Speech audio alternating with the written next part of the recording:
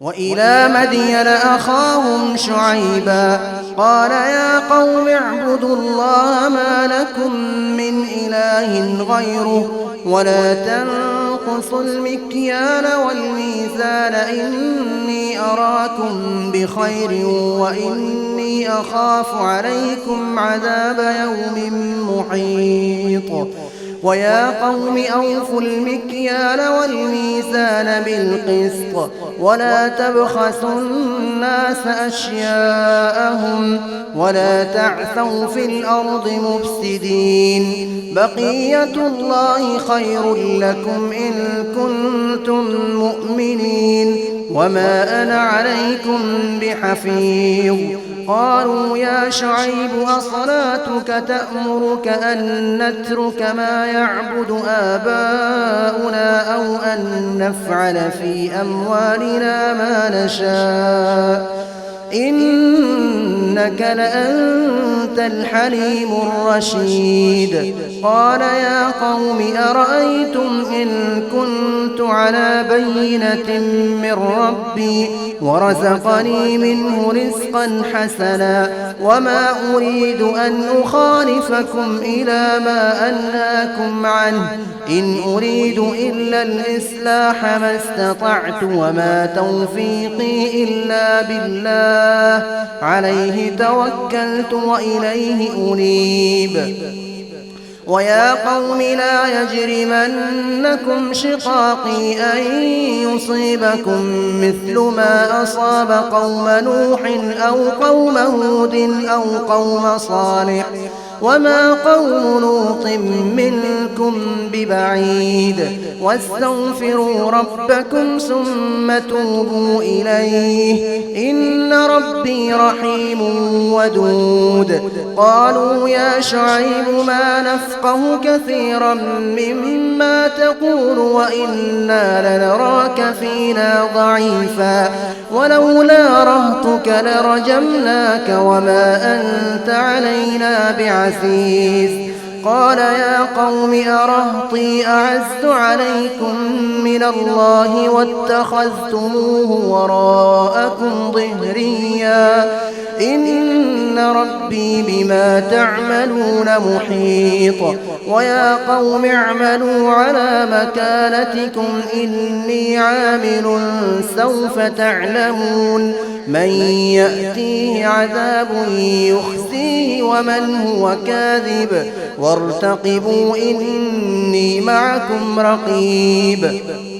ولما جاء أمرنا نجينا شعيبا والذين آمنوا معه برحمة منا وأخذت الذين ظلموا الصيحة فأصبحوا في ديارهم جاثمين كأن لم يغنوا فيها ألا بعدا لمدين كما بعدت ثمود. ولقد أرسلنا موسى بآياتنا وسلطان مبين إلى فرعون وملئه فاتبعوا أمر فرعون وما أمر فرعون برشيد. يقدم قومه يوم القيامة فأوردهم النار وبئس الورد المورود. وأتبعوا في هذه لعنة ويوم القيامة بئس الرفد المرفود. ذلك من أنباء القرى نقصه عليك منها قائم وحصيد. وما ظلمناهم ولكن ظلموا أنفسهم فما أغنت عنهم آلهتهم التي يدعون من دون الله من شيء لما جاء أمر ربك وما زادوهم غير تتبيب. وكذلك أخذ ربك إذا أخذ القرى وهي ظالمة إن أخذه أليم شديد. إن في ذلك لآية لمن خاف عذاب الآخرة ذلك يوم مجموع له الناس وذلك يوم مشهود. وما نؤخره إلا لأجل معدود يوم يأتي لا تكلم نفس إلا بإذنه فمنهم شقي وسعيد فأما الذين شقوا ففي النار لهم فيها زفير وشهيق خالدين فيها ما دامت السماوات والأرض إلا ما شاء ربك إن ربك فعال لما يريد وأما الذين سعدوا ففي الجنة خالدين فيها ما دامت السماوات والأرض إلا ما شاء ربك عطاء غير مجذوذ فلا تك في مرية مما يعبد هؤلاء ما يعبدون إلا كما يعبد آباؤهم من قبل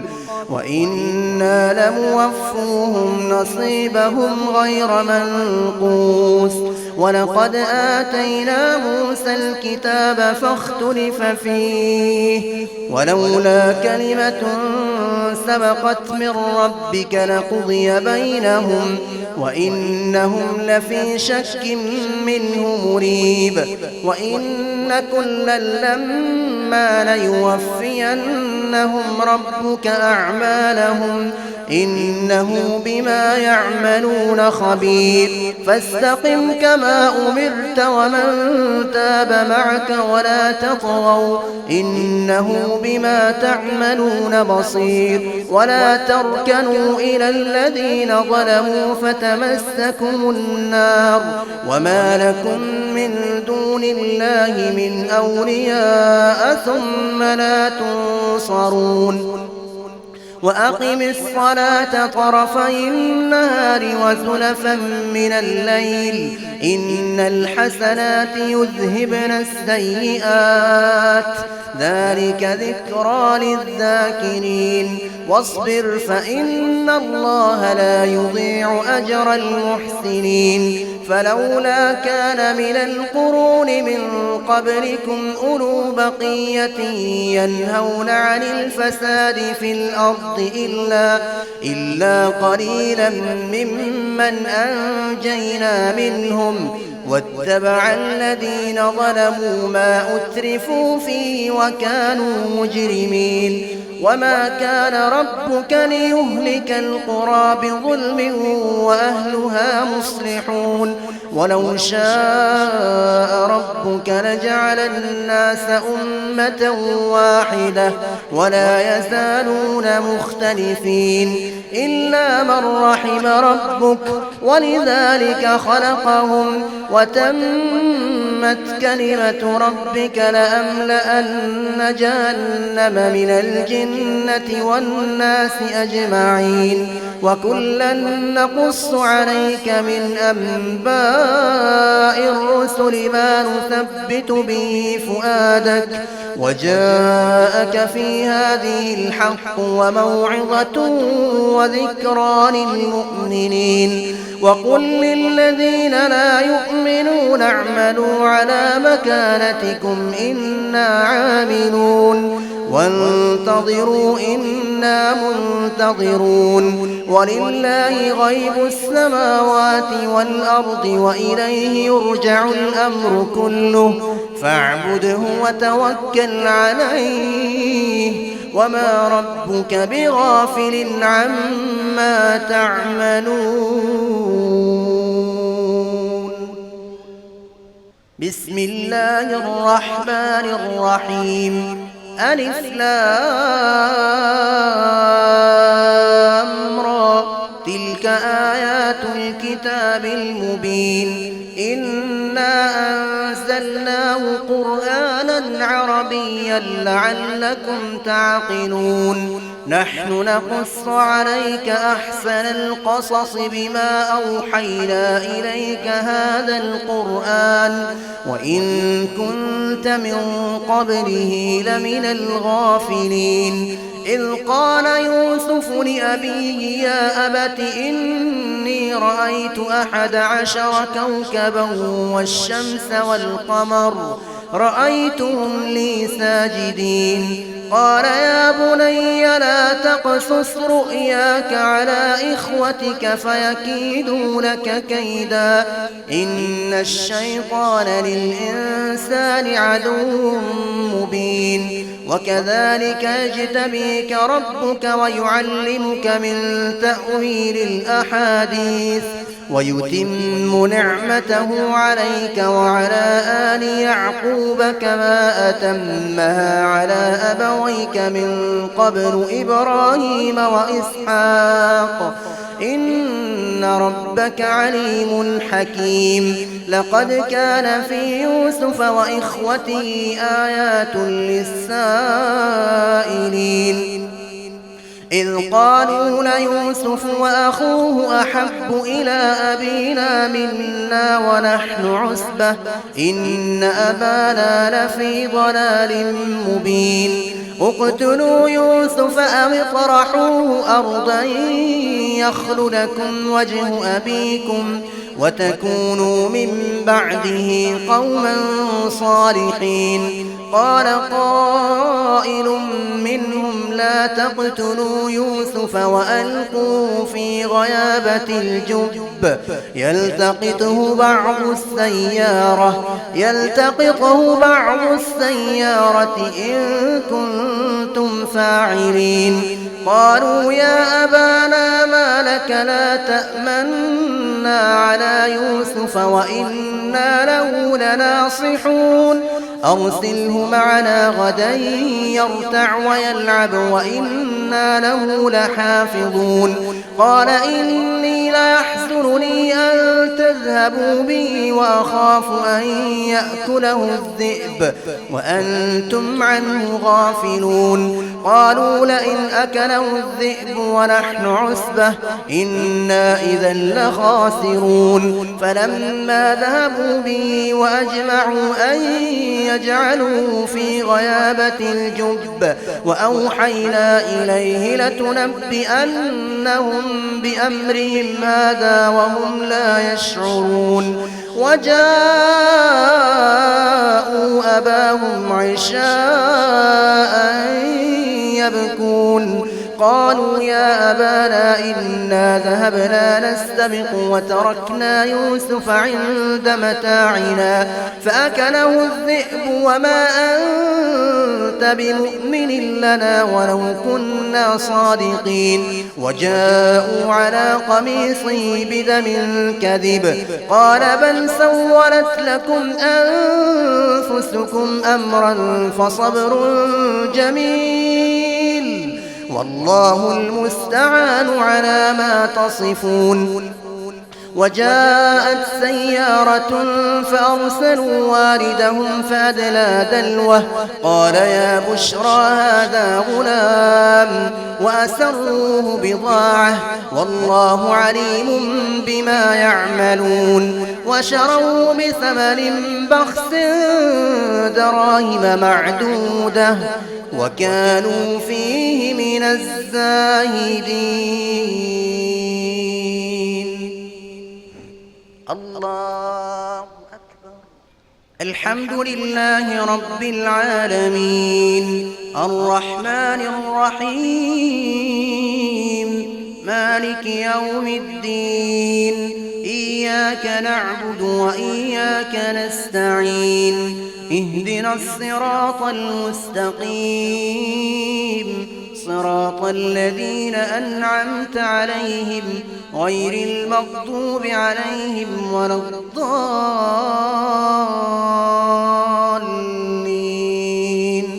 آمين وقال الذي اشتراه من مصر لامرأته أكرمي مثواه عسى أن ينفعنا أو نتخذه ولدا وكذلك مكنا ليوسف في الأرض ولنعلمه من تأويل الأحاديث والله غالب على أمره ولكن أكثر الناس لا يعلمون ولما بلغ أشده آتيناه حكما وعلما وكذلك نجزي المحسنين وراودته التي هو في بيتها عن نفسه وغلقت الأبواب وقالت هيت لك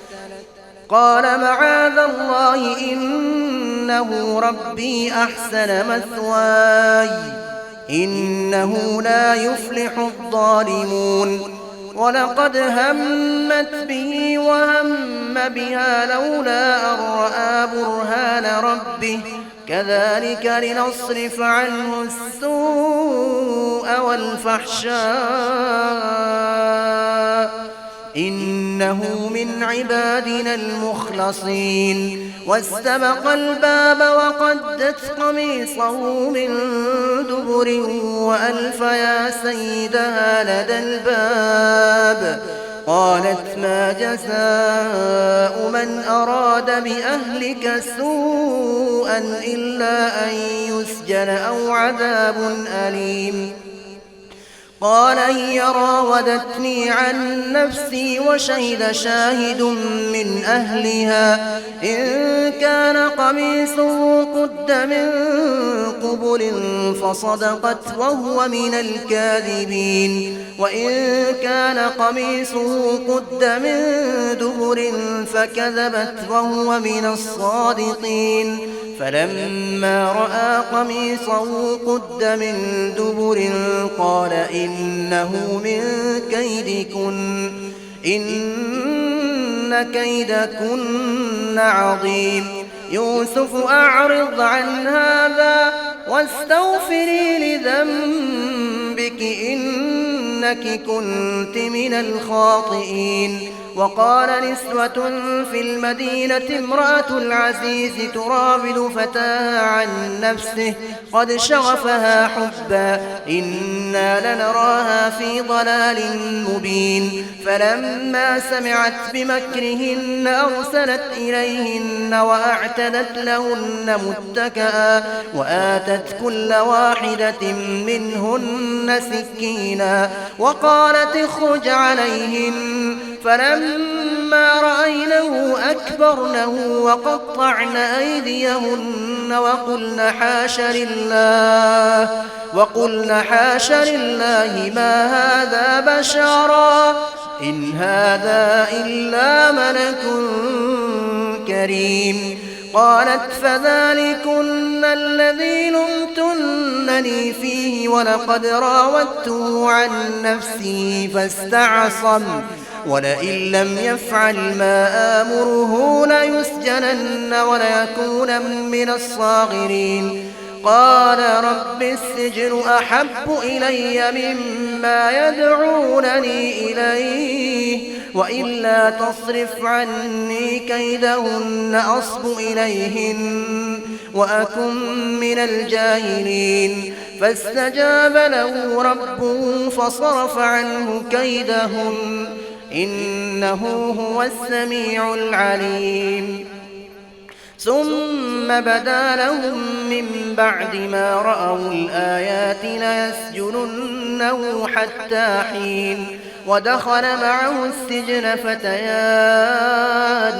قال أحدهما إني أراني أعصر خمرا وقال الآخر إني أراني أحمل فوق رأسي خبزا تأكل الطير منه نبئنا بتأويله إنا نراك من المحسنين قال لا يأتيكما طعام ترزقانه إلا نبأتكما بتأويله قبل أن يأتيكما ذلكما مما علمني ربي إني تركت ملة قوم لا يؤمنون بالله وهم بالآخرة هم كافرون واتبعت ملة آبائي إبراهيم وإسحاق ويعقوب ما كان لنا أن نشرك بالله من شيء ذلك من فضل الله علينا وعلى الناس ولكن أكثر الناس لا يشكرون يا صاحبي السجن أأرباب متفرقون خير أم الله الواحد القهار ما تعبدون من دونه إلا أسماء سميتموها أنتم وآباؤكم ما أنزل الله بها من سلطان إن الحكم إلا لله أمر ألا تعبدوا إلا إياه ذلك الدين القيم ولكن أكثر الناس لا يعلمون يا صاحبي السجن أما أحدكما فيسقي ربه خمرا وأما الآخر فيصلب فتأكل الطير من رأسه قضي الأمر الذي فيه تستفتيان وقال للذي ظن أنه ناج منهما اذكرني عند ربك فأنساه الشيطان ذكر ربه فلبث في السجن بضع سنين. الحمد لله رب العالمين الرحمن الرحيم مالك يوم الدين إياك نعبد وإياك نستعين اهدنا الصراط المستقيم صراط الذين أنعمت عليهم غير المغضوب عليهم ولا الضالين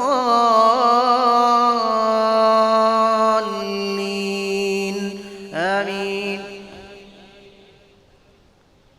وقال الملك إني أرى 7 بقرات سمان يأكلهن 7 عجاف و7 سنبلات خضر وأخر يابسات يا أيها الملأ أفتوني في رؤياي إن كنتم للرؤيا تعبرون قالوا أضغاث أحلام وما نحن بتأويل الأحلام بعالمين. وقال الذي نجا منهما وادكر بعد أمة أنا أنبئكم بتأويله فأرسلون يوسف أيها الصديق أفتنا في 7 بقرات سمان يأكلهن 7 عجاف و7 سنبلات خضر وأخر يابسات لعلي أرجع إلى الناس لعلهم يعلمون. قال تزرعون 7 سنين دأبا فما حصدتم فذروه في سنبله إلا قليلا مما تأكلون ثم يأتي من بعد ذلك 7 شداد يأكلن ما قدمتم لهن إلا قليلا مما تحصنون ثم يأتي من بعد ذلك عام فيه يغاث الناس وفيه يعصرون. وقال الملك ائتوني به فلما جاءه الرسول قال ارجع إلى ربك فاسأله ما بال النسوة اللاتي قطعن أيديهن إن ربي بكيدهن عليم. قال ما خطبكن إذ راوتن يوسف عن نفسه قلن حاش لله ما علمنا عليه من سوء قالت امرأة العزيز الآن حصحص الحق أنا راودته عن نفسه وإنه لمن الصادقين ذلك ليعلم أني لم أخنه بالغيب وأن الله لا يهدي كيد الخائنين وما أبرئ نفسي إن النفس لأمارة بالسوء إلا ما رحم ربي إن ربي غفور رحيم وقال الملك ائتوني به أستخلصه لنفسي فلما كلمه قال إنك اليوم لدينا مكين أمين قال اجعلني على خزائن الأرض إني حفيظ عليم وكذلك مكنا ليوسف في الأرض يتبوأ منها حيث يشاء نصيب برحمتنا من نشاء ولا نضيع أجر المحسنين ولأجر الآخرة خير للذين آمنوا وكانوا يتقون